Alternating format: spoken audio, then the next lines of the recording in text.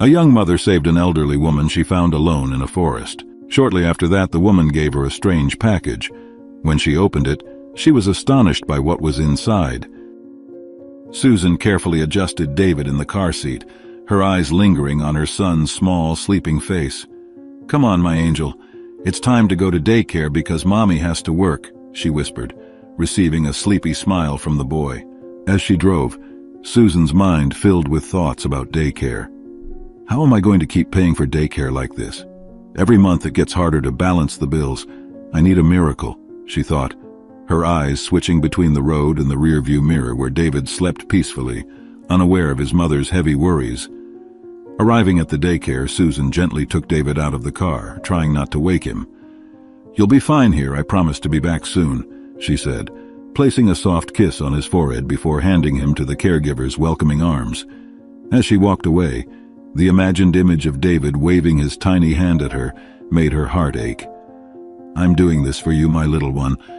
All of this will be worth it," she murmured to herself, fighting back the tide of emotions threatening to overflow.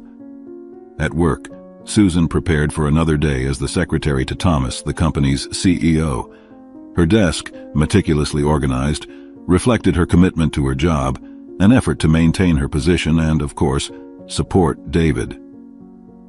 When Thomas approached, the atmosphere seemed to shift, the air thick with a mix of respect and anticipation.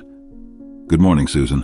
I need you to review the presentation for today's meeting and confirm my 11 o'clock with Mr. Alvarez," he requested, his voice soft yet firm, showing the confidence he had in her competence. Susan nodded, a slight smile curving her lips. "Of course, Thomas. I'll take care of it immediately. Everything will be ready on time," she replied, her voice reflecting not just her efficiency, but also the silent determination driving her. As Thomas walked away, Susan allowed herself a moment of reflection. "He trusts me in my work. I need to keep this up. I can't let him down," she thought, turning her attention back to the day's tasks. The morning unfolded in a flurry of phone calls, emails, and preparations for the meeting. Susan worked with almost mechanical precision, but her mind often wandered to David and the bills piling up at home. "Maybe I should ask for a raise," she pondered, but the thought caused her immediate anxiety. "What if he thinks I don't deserve it? What if it puts my job at risk?" Her thoughts tangled, creating a knot of worry she struggled to untangle. When it was finally time for the meeting, Susan had everything in order, the presentation reviewed and the room prepared. Thomas gave her an approving look before entering, a small gesture that filled Susan with pride and renewed her energy. "I am capable," she reminded herself. "For David, I can face any challenge." At the end of the day, as Susan prepared to pick up David, she reflected on the small victories and persistent challenges. "One step at a time," she told herself, storing away documents and turning off the office lights. "For you, David, I do all this and much more." With this determination, she closed the door behind her, ready for whatever the future held for her and her son. Evening approached, and across the city, in a neighborhood filled with high-rise buildings and elegant mansions, Thomas's life with his wife Sophia unfolded in stark contrast to Susan's. As Thomas finished getting ready for dinner, he turned to Sophia with a cautious expression. "My mother called today. She said she's coming over for dinner tonight," he announced, anticipating Sophia's reaction. Sophia, whose relaxed expression tightened slightly at the news, tried to keep her voice neutral. "Karen is coming here. Tonight? Well, my love, that's nice. I just wish she had given us more notice, you know," she replied, trying to hide her displeasure. Thomas nodded. "She insisted, said she has something special to celebrate, but didn't tell me what." The evening progressed with more wine. "You know how my mother is, full of secrets and surprises, but that's what makes her special, and I know you like her for that," he explained, attempting to ease the situation. Not long after, Karen arrived at the house, carrying a bottle of wine and her inseparable camera hanging around her neck. Sophia greeted her with a forced smile while Thomas helped Karen get comfortable. The evening passed with conversations about trivial matters, Karen sharing stories of her recent photographic adventures. Noticing Karen's camera, Thomas couldn't help but ask, "Mom, you always bring that camera? Any special moment in mind?" he asked, half joking, half curious. Karen smiled, a special twinkle in her eye. "You never know when a special moment will happen, Thomas. Like now, for example, she said, standing to frame Thomas and Sophia in a photo. The click of the camera was followed by the hum of the photo printing. With a theatrical gesture, Karen handed the freshly printed photo to Sophia. "Put this in your wallet, dear. Keep it as a reminder of good times," she suggested, with a smile hiding layers of unspoken feelings. Sophia, taking the photo, forced a smile that didn't reach her eyes. "Sure, Karen, thank you," she replied, her voice carrying a tone of attempted gratitude. As she placed the photo in her wallet, Sophia thought to herself, "As if I want to remember this night forever." Her mind wandered, questioning the real motive behind Karen's gesture, knowing well that the relationship between them was anything but simple. Thomas, observing the interaction between the two most important women in his life, felt torn. He loved his mother, Karen, and his wife, Sophia, but knew that harmony between them was fragile. Maybe one day things will be different, he thought, hopeful but not very convinced. Served in conversation drifting between light topics and occasional laughter. However, beneath the surface cordiality, there were currents of tension and unanswered questions, particularly regarding the photo now resting in Sophia's wallet. What was to Karen a seemingly innocent gesture was for Sophia a reminder of a veiled rivalry, a mark of the complexity of family relationships unfolding under the roof of that elegant house. As dinner neared its end, Karen, with a shrewd look, turned to Sophia and Thomas. "I hope you two are taking good care of each other. You know, family is the most precious thing we have," she said, her voice laden with a meaning that seemed to transcend simple words. Sophia, sensing the subtext in Karen's words, responded with measured caution. "Of course, Karen, we know that. And we are always grateful to have you around, reminding us of what we must do all the time," she said, forcing a smile that felt more like a mask. Thomas, feeling the tension rise, tried to lighten the atmosphere. "Mom, Sophia is right. We are a strong family thanks to you. And Sophia, I couldn't ask for a better wife. We are the most beautiful family. And soon we will have a new member. As I told you, we are planning to have a baby," he said, trying to build a bridge between the two women. Karen, standing up and gathering her camera, prepared to leave. "Well, I only want the best for you both. Remember, special moments should be cherished, not just in photos, but in your hearts," she said, looking directly at Sophia before saying goodbye with a kiss to Thomas and a polite wave to Sophia. With Karen's departure, the tension in the house dissipated, leaving an uncomfortable silence. Sophia, clearing the table, and Thomas, reluctantly helping, exchanged looks that spoke volumes about their insecurities and the cracks in their relationship that were subtly starting to show. Across the city, Susan sat at her small kitchen table, contemplating the quiet of her home while David slept peacefully. She reflected on her journey at the company, working for Thomas, whose generous pay was one of the few pillars of stability in her life. However, even with the salary Thomas provided, the bills seemed to multiply, each opened envelope revealing another reminder that the end of the month was quickly approaching. "I need a raise," she thought, the idea swirling in her mind like an unforgettable melody. But how to ask?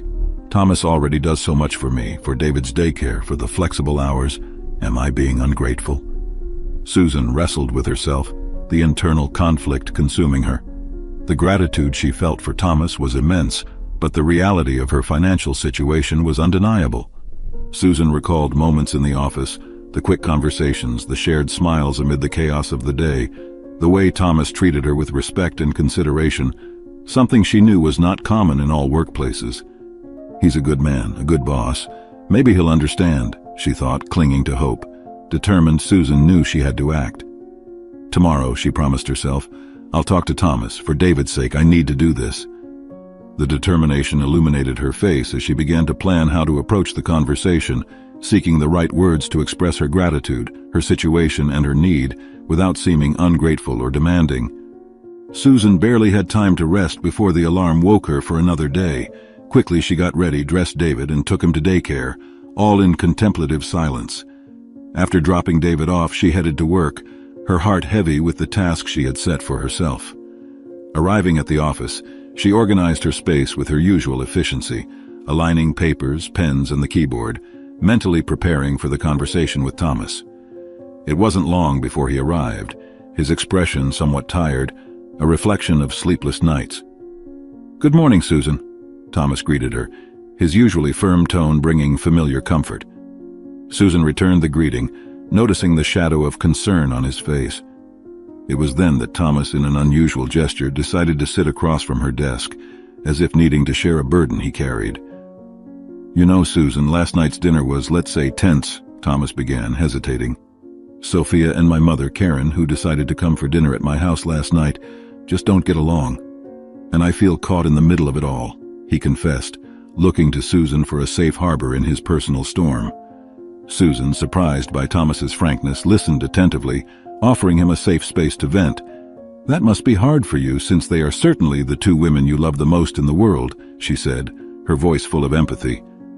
Thomas sighed. "It's complicated. My mother, she has her reservations about Sophia.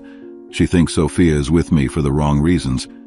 But I love Sophia, and I want to believe we're together out of love, not convenience or anything else," he explained, the pain in his words evident. Susan saw the depth of Thomas's conflict. "Do you and Sophia talk about this? About what your mother thinks? Maybe a brief conversation could resolve this situation much faster than you think," she asked, gently encouraging him to open his heart more. "We do talk, but it always ends in an argument. Sophia feels judged, rightfully so, I think, and I just want my family to be united. I don't know if I'm asking too much or if the universe is simply against me," Thomas shared, showing a vulnerability that Susan rarely saw in him. Their dialogue flowed naturally, revealing not only Thomas's difficulties, but also strengthening the bond of trust and mutual respect they had built over the years. Susan, for her part, felt touched by Thomas's honesty, realizing how complicated human relationships could be. "Thomas, your mother probably just wants the best for you. Maybe, with time, Sophia and she will find common ground and see that both are good for you and that you need them both in your life," Susan suggested, hopeful. "And as for you, keep being the link between them. With patience, things can improve." Thomas looked at Susan, a grateful smile forming on his lips. "Thank you, Susan. Your perspective always helps me see things differently. You have a way of simplifying what seems complicated," he said, recognizing the wisdom and support Susan always offered him. As Thomas stood up, preparing to face another difficult day at the company, Susan felt strengthened by their conversation. Approaching Thomas in this way, understanding his personal struggles, gave her a new perspective on the man behind the CEO title. And so, amid documents and phone calls, Susan and Thomas continued their day, each carrying their own battles, but now with a deeper understanding of each other's lives.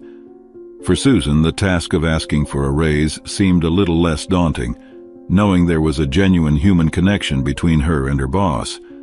As the clock struck mid-morning, Thomas approached Susan with a serious expression, preparing to communicate something important. "Susan, I need you to know that I will be out for a few days. I'm going to the neighboring city to handle some business. I count on you to keep everything in order while I'm away. It will only be for 1 or 2 days. My mother and Sophia will contact you if necessary," he explained, the confidence in his secretary evident in his tone. Susan, though surprised, nodded in understanding. "Of course, Thomas. I'll take care of everything here. Have a good trip," she responded, the responsibility weighing in her words.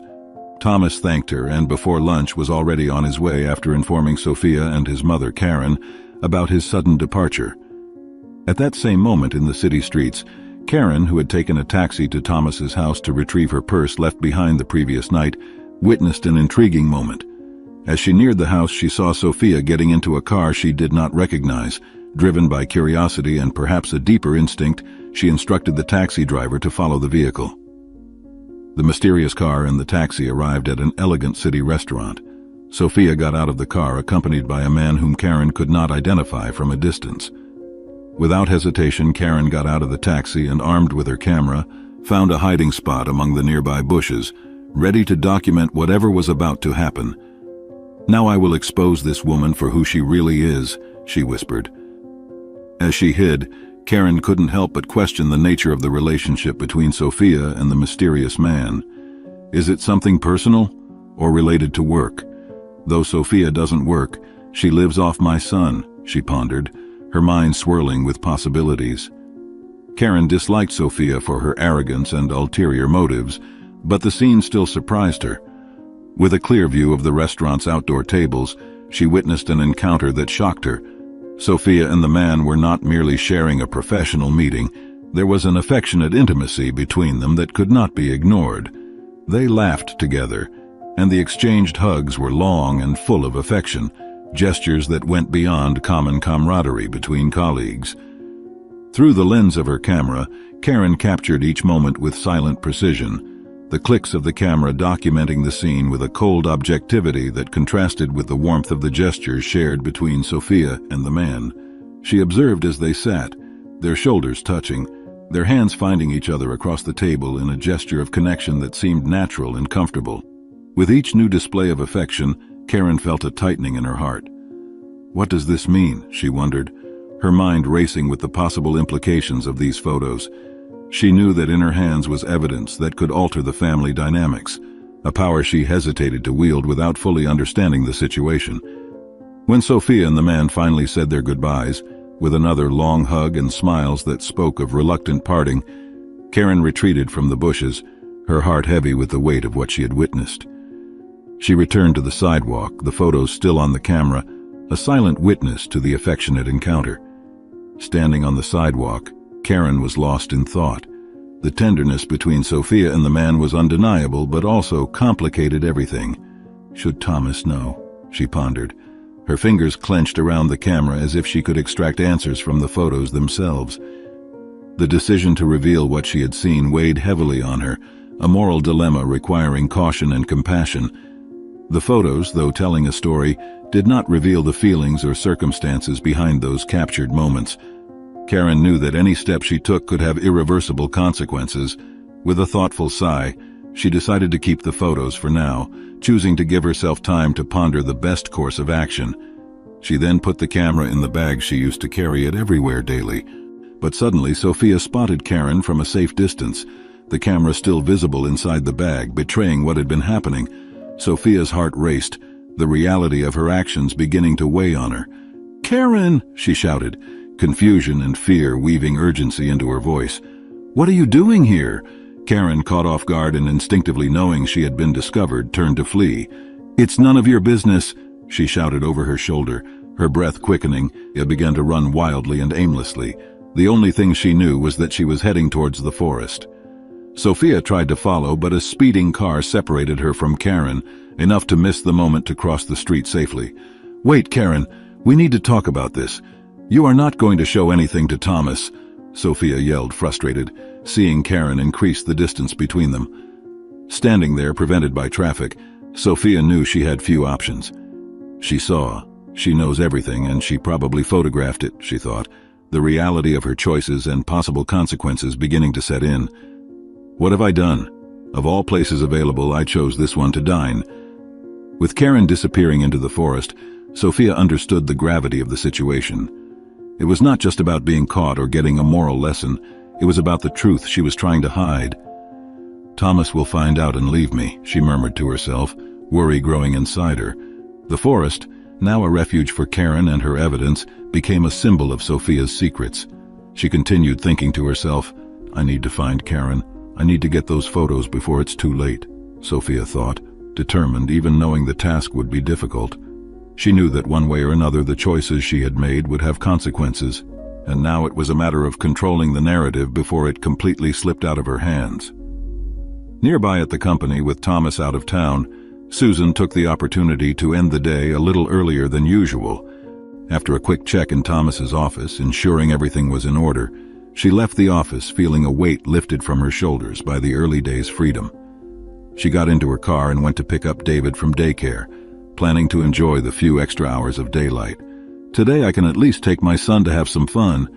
She took David to the playground in the park, a quiet spot next to the forest, where they often went so he could expend his boundless energy. While David played on the equipment, Susan sat on a nearby bench, allowing herself a moment of rest. Her thoughts wandered, reflecting on recent events and the choices she had made. Then a cry for help broke the evening's tranquility, coming from deep within the forest. Susan stood abruptly, her heart racing from the urgency in the voice she heard, as if someone was lost. "David, stay here and do not leave the playground. I'll be right back," she instructed, her voice firm, though her heart was apprehensive.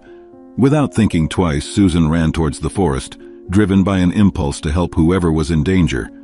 Branches and dry leaves crackled under her feet as she advanced, guided by the cries that became clearer as she approached. Finally, she reached a part of the forest and saw a woman fallen on the ground, struggling to get up. Susan ran to her, her breath heavy, mixing with the sound of the wind whispering through the trees. The woman was older, with gray hair visible even in the forest's growing shadow. She did not immediately recognize the woman as they had never met before, but it was Karen, her boss's mother. "Are you okay? What happened? Stay calm. I'm here to help you, ma'am," Susan asked, extending a hand to help the woman stand. Susan's compassion was reflected even in her eyes. The expression on the stranger's face was a mix of pain and relief at being found. The woman grabbed Susan's hand, allowing herself to be helped up, and so she did. She soon began to explain and justify why she was there. "I got lost. I tried to find my way back but twisted my ankle and fell," she explained, her voice trembling a bit with the effort. Susan quickly examined the woman's ankle, noticing the swelling. "We need to get you out of here. Can you walk if I support you? It's not safe here in the forest and my son is outside. I have to take care of him," she asked, ready to provide all the necessary help. The woman nodded, leaning on Susan, who carefully guided her back the way she had come. With each step, Susan felt the responsibility of ensuring the stranger's safety, her mind still trying to process the coincidence of finding someone in distress just when she had decided to take David to the playground next to the forest. As they neared the forest's edge, the sun began to set, casting long shadows between the trees and highlighting the seriousness of the situation. Susan knew that once they were safe, she would need to find out more about the woman she had rescued, a task she felt unexpectedly prepared for given the unusual circumstances of their encounter. Leaning on Susan, Karen began to tell her story as they exited the forest. "I'm being followed," she began, her voice low and urgent. "I saw things I shouldn't have, involving close people. My son is involved." Karen spoke carefully, avoiding names, aware that Susan's identity remained a mystery to her, as did hers to Susan. As they walked, Karen took a bag she had brought with her, pulling out a camera. "I need you to do something very important for me," she said, handing the camera to Susan. "Don't let anyone get this. Take it to a man named Thomas Anderson. He will know what to do." The instructions were clear but left Susan confused, her heart racing at the mention of Thomas, though Karen didn't know the connection between them. Before Susan could form a response or question Karen about the nature of the photos, the older woman quickly added, "I have to go now. I need to shake off Sophia." With those words, Karen walked away, leaving Susan alone, holding the camera and the bag, a silent witness to secrets yet to be revealed. Susan, still processing the unexpected encounter, opened the camera's gallery with trembling hands. What she saw in the photos shocked her. Images of her boss's wife lovingly embracing the unknown man, captured without her consent. Each image was a blow, an invasion of her private life she never imagined would be documented, much less handed to Thomas. Emotions flooded her: fear, shame, anger. The photos, evidence of a betrayal, were now a heavy burden in her hands. The mention of Sophia by Karen added a layer of complexity and danger to the situation. "What will I do? These files have great power. I can't tell what's right in this situation," Susan asked herself, feeling the weight of the decision she would have to make. The camera, now in her possession, was both evidence and a weapon that could perhaps destroy her boss's life. Susan knew she faced a profound moral dilemma: protect herself and keep the photos hidden so no one discovered they were uncovered by her, or give the camera to Thomas, revealing the act of betrayal and seeing firsthand the man's reaction. Susan barely had time to process the encounter with Karen before returning to the playground to pick up David. She grabbed him quickly, still trying to hide the bag with the camera, a small object that now felt like it weighed tons in her conscience. Sophia spotted her from afar and recognized the bag that had been with Karen. As Susan hurried toward the car, the situation around her caught her attention. Sophia, with a fierce determination on her face, was running toward her, her eyes fixed on the bag Susan was trying to hide. With her heart pounding, Susan quickened her pace, balancing David in one arm and the bag in the other. She reached the car, practically throwing herself inside and putting David in the back seat with more haste than care. "Sorry, my love, just a second," she whispered to him, trying to stay calm for both of them. Ignoring David's confused crying, she started the car, a quick glance in the rearview mirror showing Sophia just a few steps away from reaching them. Susan sped away, leaving the parking lot as if escaping a predator. She knew she couldn't allow Sophia to see the photos, as she would know it would spoil the evidence Susan was still unsure she would use. "What am I going to do now?" she wondered, the voice of reason trying to be heard above the panic and the sound of David's crying. As she drove home, Susan began to consider her options.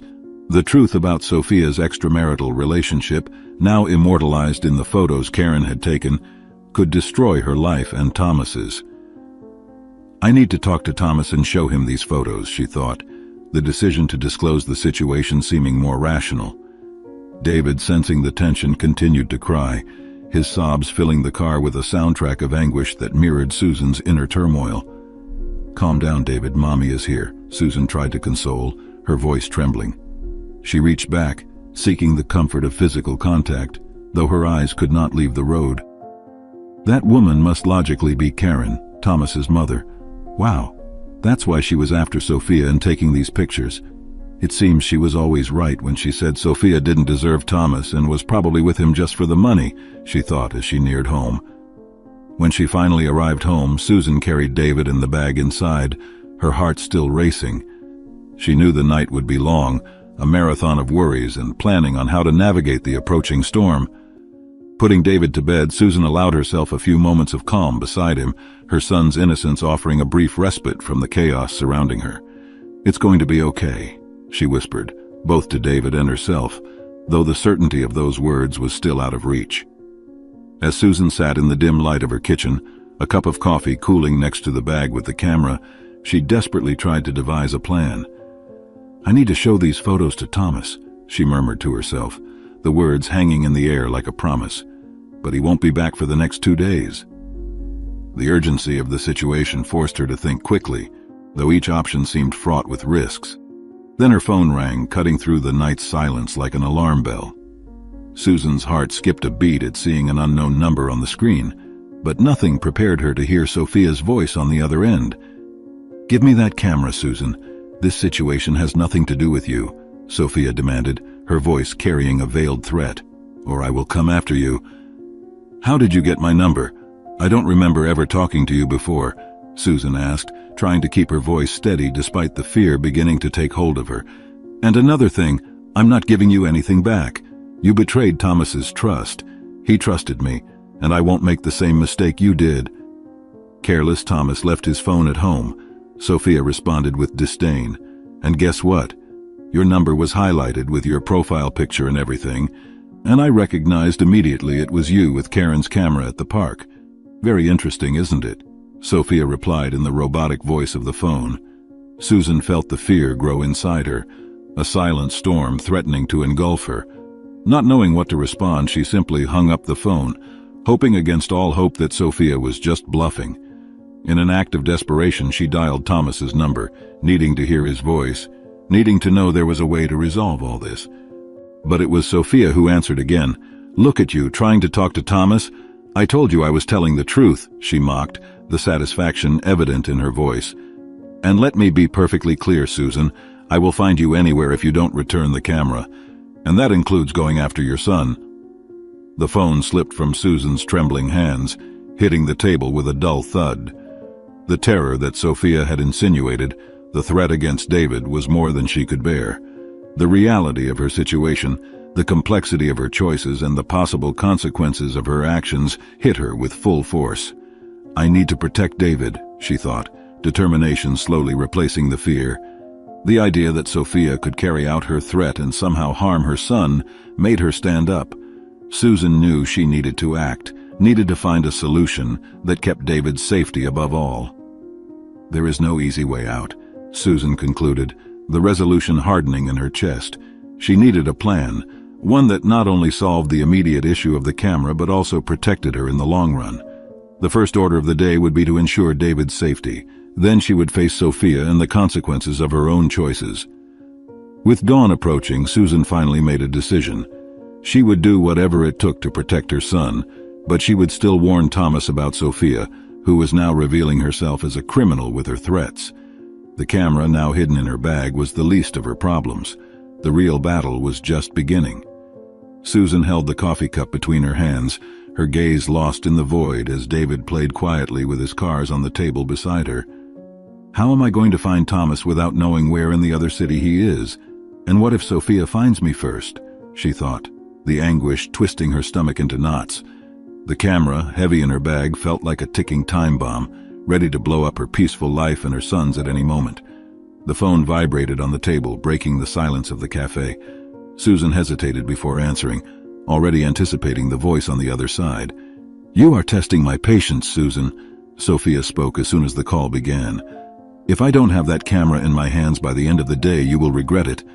Susan swallowed hard, struggling to keep her voice steady. "Sophia, this won't end well for either of us. Why can't we just talk about this? There's a child involved," she replied, looking at David, who remained unaware of the imminent danger. "Talk?" Sophia mocked. "The time for talking passed when you decided to stick your nose where it didn't belong, you busybody. Thomas can't know, and he won't. As for you, if you don't give me that camera soon, well, I hope you like the consequences of your actions." Sophia's veiled threat sent waves of panic through Susan. Would she really go after David? I can't let that happen, Susan thought, a feeling of desperation settling in. She hung up the phone, her mind racing for solutions. "I need to find Thomas. He needs to hear this from me, not through some hidden photos." Across the city, Sophia, returning to Thomas's house, found Karen there, an encounter she hadn't planned but would use to her advantage. With a look that didn't hide her intention, she locked the door behind her, sealing their fate in that house. "We are staying here until Susan hands over the camera," Sophia announced, her voice laden with a calm but clear threat. Karen, surprised by the sudden turn of events, tried to stay calm. "You can't keep me here against my will, Sophia. This is madness, it's a crime, and I think you should be ashamed of this and your other actions," she argued, searching her mind for a way out of this absurd situation.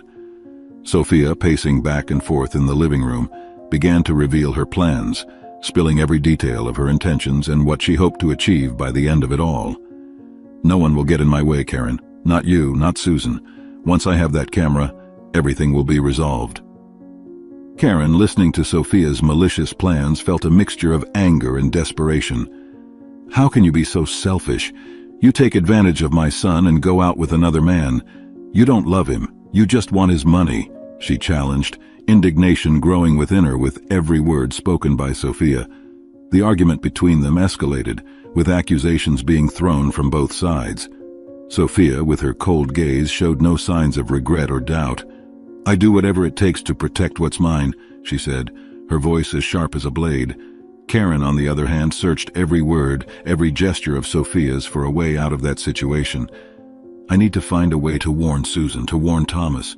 They need to know the truth," she thought, while pretending to agree with some of Sophia's points to buy time.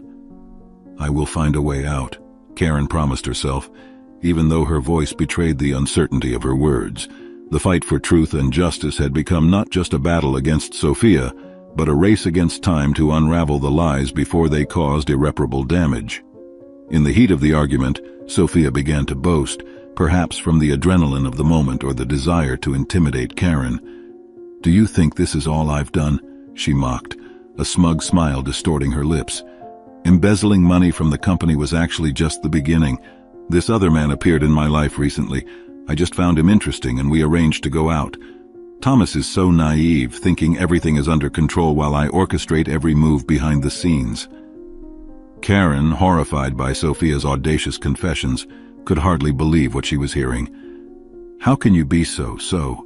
She struggled to find the words, each of Sophia's revelations adding layers to a web of deception that Karen could barely comprehend.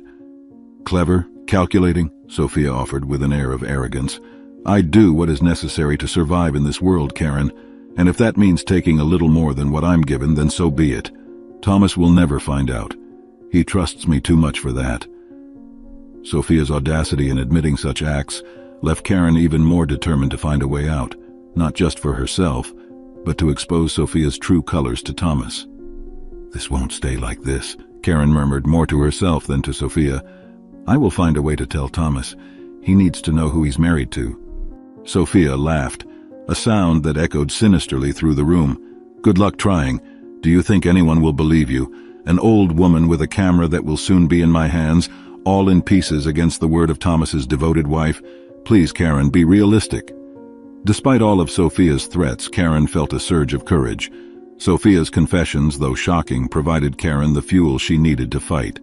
"No matter what you say, Sophia, the truth always comes out, and I will make sure Thomas knows everything."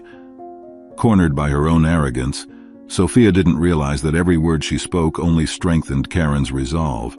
And as Sophia plotted her next move, it became clear that Karen had underestimated the determination and cunning of someone willing to do anything for justice.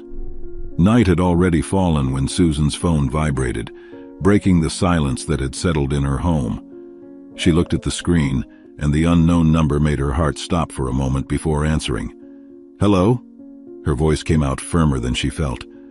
On the other side, Sophia spoke with a calculated coldness that made Susan shiver.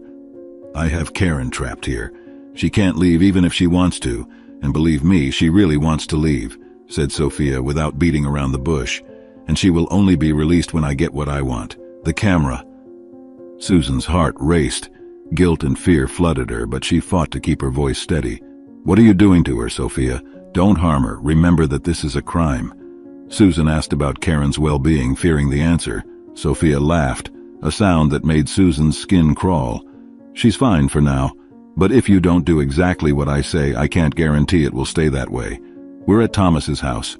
Come alone and without calling the police, or the consequences will be, let's say, unpleasant." Hanging up the phone, Susan felt trapped in a nightmare. The fear for Karen mixed with the anger against Sophia. She needed to act quickly. An idea came up, desperate but possible. She connected the camera to her phone, using technology that allowed direct transfer of all photos.